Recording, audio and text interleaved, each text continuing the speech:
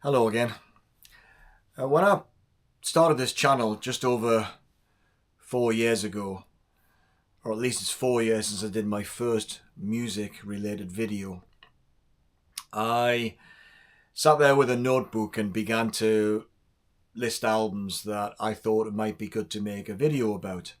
And the whole idea is that I would be recommending to people, you should listen to this album. So I think I called it Albums You Should Listen To, and I numbered them, but I didn't get very far, unfortunately, even though the list that I put together totted up to about 300 albums.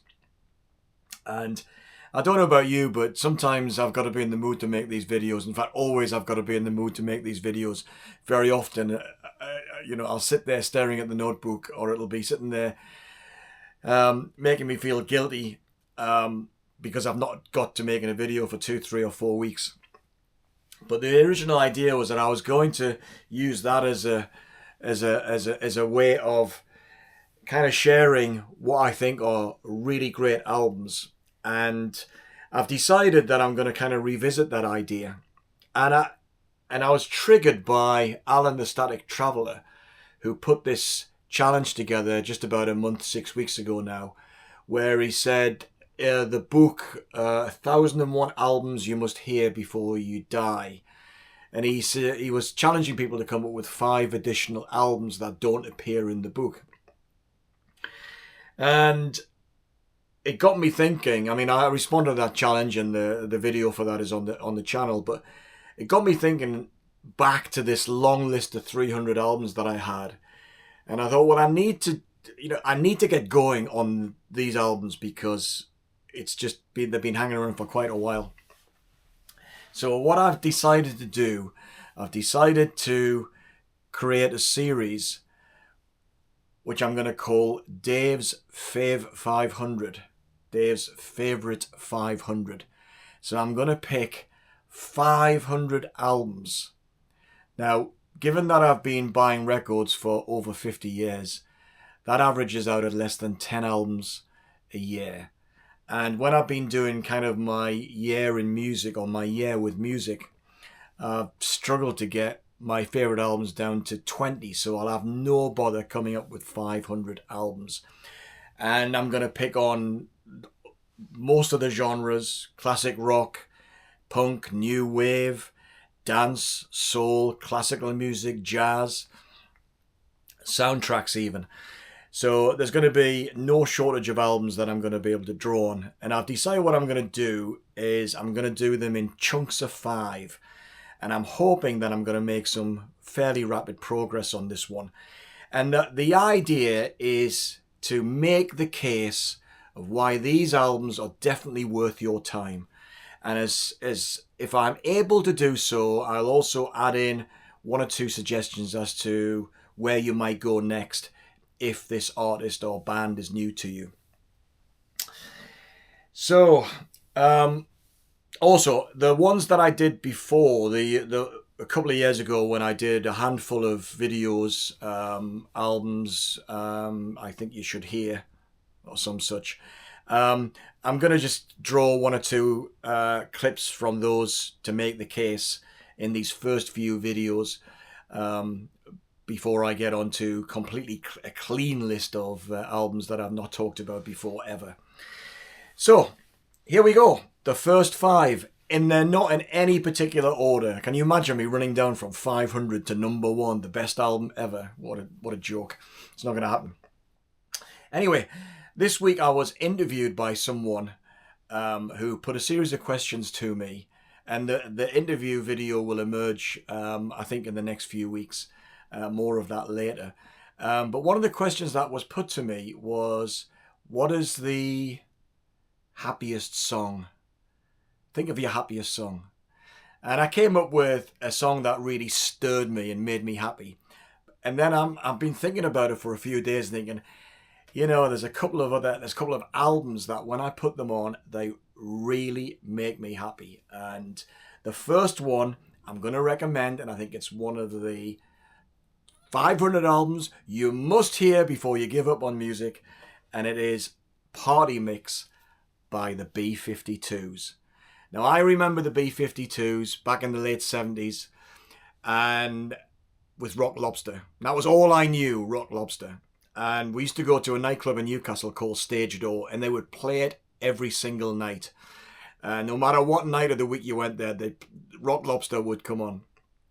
Anyway, I started working with this fella, and we shared lifts, and he used to have a cassette in the car where he'd play the same tracks that are just fantastic driving tracks. And the one of them was Grace Jones' version of Love Is the Drug, like an extended version, which is truly epic.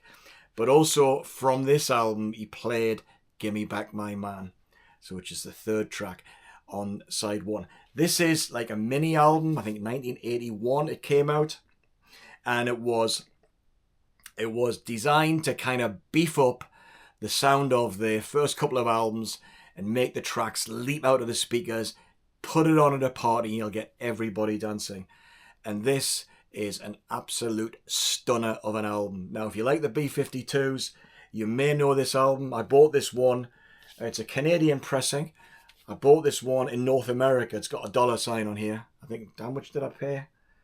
$10.99? $10.99 on one of my business trips over the years. Squeezing a bit of time to go to a record shop, but I'm thrilled to have this in my collection. It just puts a huge smile on my face every time I hear it. It's a fantastic album. And if you like the B-52s, see if you can find this CD. I don't think it's on vinyl, which is called With the Wild Crowd. The B-52s is live in Athens, Georgia. And this is like a live set from not too many years ago. And it is...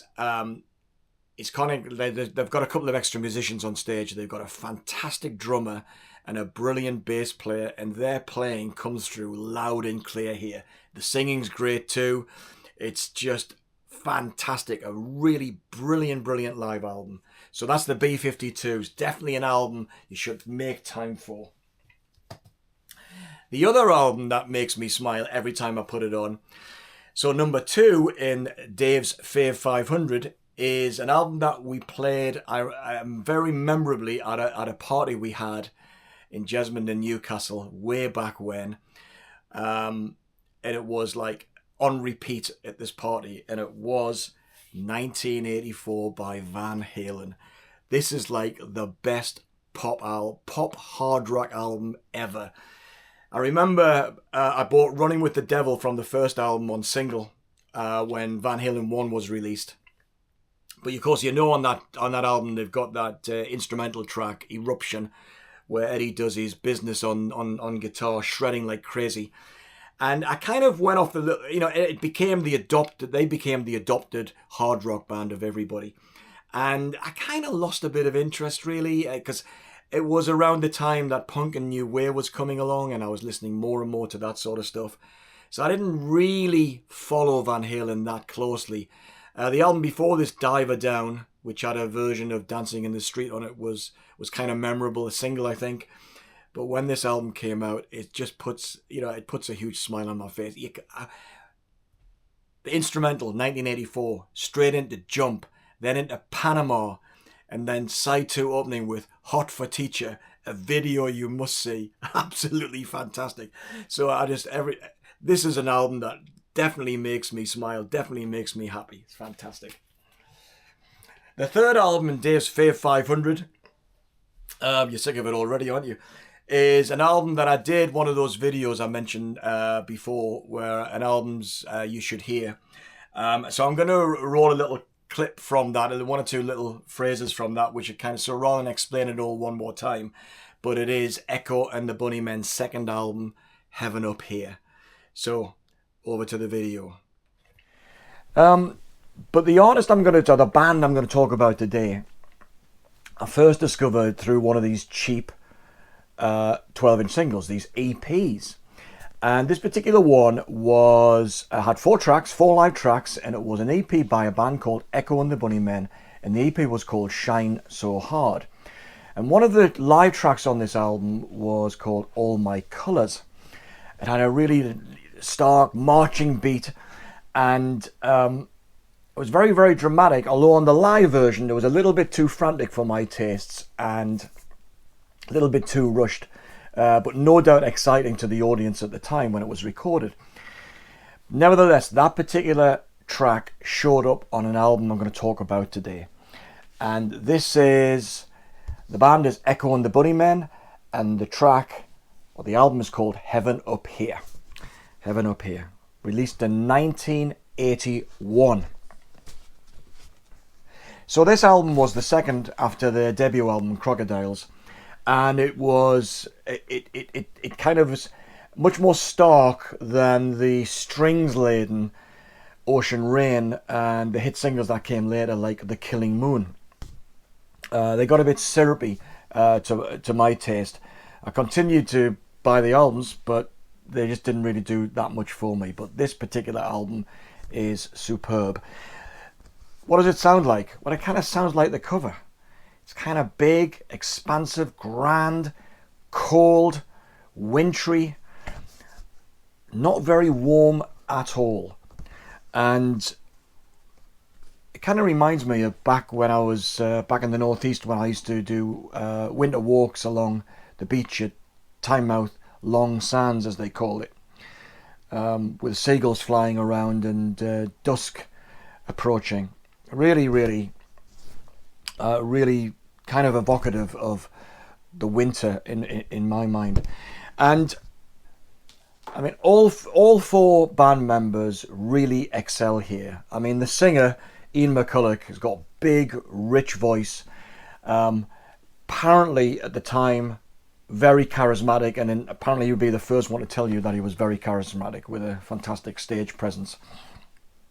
And then you had the late Pete DeFreitas on drums, which has really had this kind of marching, staccato type drumming. A little bit of hi-hat, not much in the way of cymbals. So it kind of reminds me just a little bit of the drumming on Peter Gabriel's third solo album. It's kind of rat-a-tat-tat, but really very, very, very dynamic.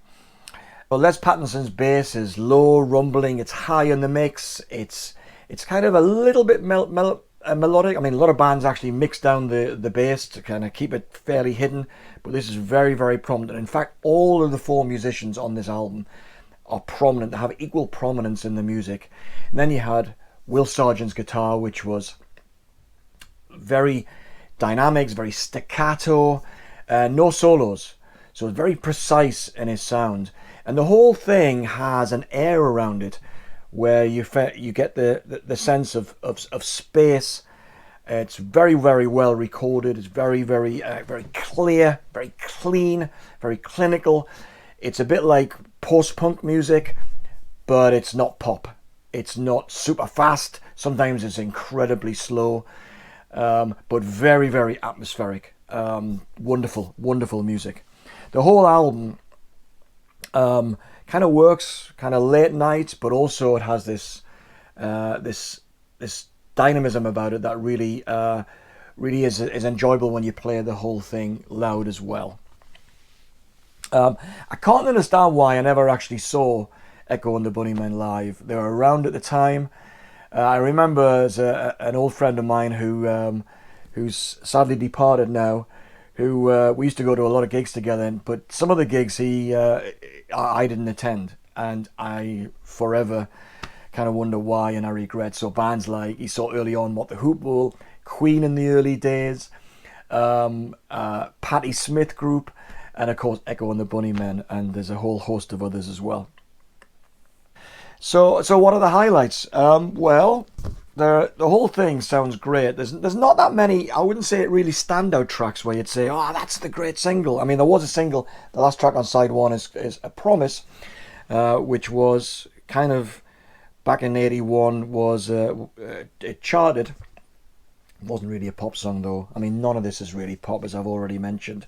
But it starts in grand fashion with the show of strength kind of emerging from the silence with a low rumbling, and then becomes really, really big sounding, but always under control by the band. Over the Wall is a highlight, which is reminiscent a little bit of All My Colours that I've already mentioned. The Disease is really short, quiet, again, very, very atmospheric, as is Turquoise Days and All I Want was kind of a little bit of a return to something a little bit melodic as well, more melodic. But I just love this cover, as I've said many times before. So, there you go, Heaven Up Here. Another one that I did a video for, and this was a part of a longer video, which was a career overview of this artist. And this guy has produced about 50 albums, 50 solo albums. He was a founding member of Van de Graaff Generator. I think he's possibly the most literary, clever, brilliant songwriter from England. His voice has this kind of harsh and soft. It's very dynamic. They often say it's stentorian, so it's very forthright in his delivery, but it's also sometimes very, very, very delicate. And this is Peter Hammill. As I say, he was founder of Van de Graaff Generator, and I did this video which was picking the top 10 albums from those 50 or so, and I'll put a link to that video on the channel if you're interested in Peter Hammill. He was very interesting because he was kind of all over the place, really. So prog music, experimental electronica, new wave. This is mostly acoustic, piano with some acoustic guitar, but just a fantastic songwriter. So let me explain why I think And Close As This is an album that you should hear. Now, I had this album in my collection, 1986 I said. I have album in my collection for 86, I can tell you for 20 years. And I thought it was mediocre and uninteresting. But then I listened to a particular track and it made sense to me for the first time. I'll talk about that in a second. This is a kind of a brave album, but he could have been braver. And what I mean by that, it's mostly a quiet acoustic piano, little bit of electronic keyboards here and there, but not much. It's a sparest of accompaniment. And it's kind of bold, but he's got two tracks on it. One is called Silver and the other one is called Confidence, which sound just too aggressive for the mood created in this album, and maybe they would be better with a band. Maybe he did play it with a band on some occasions. I don't know. I never see him play. I can't remember if I saw him play those particular tracks. But it kind of makes the album ever so slightly disjointed, but that dominant late night feel that really kind of still gets through. So it's that kind of acoustic album in the main. It really, really gets through. Too Many of My Yesterdays, Faith and Beside the One You Love are all favourites. I mean, intelligent lyrics that lay out, real life experience in relationships, where he's maybe lamenting on a relationship that has been around for a long time but it's going nowhere, or maybe to the exit door, or even Beside the One You Love, which is kind of the opposite, where he's kind of acknowledging that he is absolutely with his soulmate, and the pleasure of sleeping next to somebody who you are so incredibly close to. Very, very powerful. Very powerful indeed. But the last track, Sleep Now, is the one that kind of is the most moving. Misty-eyed. It describes a father looking into the cot of his young baby daughter or daughters, whispering sleep now. And as he quietly sings about his hopes and expectations for their life to come, it's really, really beautiful as a declaration of love for his daughters. It's just incredible. And so the whole album, may be short and sparse sounding, especially if you were to program it so you didn't hear Silver and Confidence. But it's very moving as an album, and it's all about that last track. So 20 years having this album, having daughters of my own, completely made sense to me, finally. So Peter Hammill, and now the 5th album, the last one in this video, is the great comeback album from Terry Callier, and it's called Timepiece. I think it came out in 1998 or 1999. Now, Terry Callier, you may or may not know, was kind of he's got a very kind of smoky soul, jazz, folk at the beginning of his career in the 60s. But he became the darling of kind of the acid jazz scene of the 90s. And he was kind of rediscovered. And I managed to pick up a bunch of vinyl reissues that came out in the 1990s of his early 1970s albums. But he did really nothing until he collaborated with Beth Orton and somebody else, some other band I can't quite remember, in the 90s. And somehow he must have been encouraged to come back, and he came back with this masterpiece, Timepiece, the album. What can I say about it? Well, imagine that soulful voice with jazz, brilliant guitar. Jim Mullen, who was with the Average White Band for a little time, plays on a few tracks on this album. The saxophonist Pharoah Sanders also plays. And it's a beautiful, kind of becalming album. It's very mature. This is like a great leap forward from the stuff that he was doing in the early 1970s. It's absolutely beautiful. Lazarus Man is about 8 minutes. The title track's about 8 minutes as well. Does a version of People Get Ready. It's a medley, which he mixes in with Brotherly Love, which is by Terry Callier, linking with Curtis Mayfield's People Get Ready, of course. Yeah, it's an absolutely gorgeous album. This is a vinyl reissue. I had it on CD for many years, and it eventually came out on vinyl a couple of years ago, and I was just checking on Amazon this morning. The vinyl of this is still available, and it's a fantastic pressing. And where's it come from? Music on vinyl. So there's the hype sticker that comes with it. Yeah. So there you go. So that's 5 albums. The first 5 in Dave's FAVE500. Hopefully it'll inspire you to either dig out these albums or maybe go and explore them. So I'll leave it there, and I'll see you next time. Bye for now.